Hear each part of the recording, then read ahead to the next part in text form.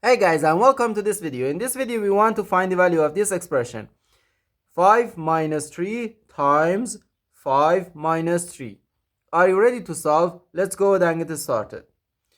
According to the order of operations, which is PEMDAS, we first do parentheses, then exponents, then multiplication or division, and finally addition or subtraction. Remember that multiplication and division have equal priority and we have to work from left to right, and the same applies to addition and subtraction. Here in this expression we have these parentheses, this multiplication and this subtraction. According to this rule, parentheses has higher priority than other operations.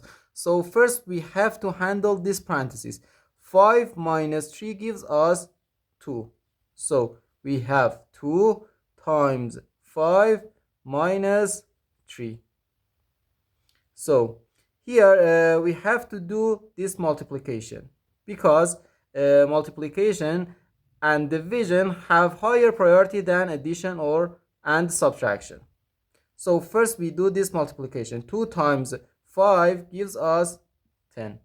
So 10 minus 3, which equals 7. So our final answer to this problem is just 7.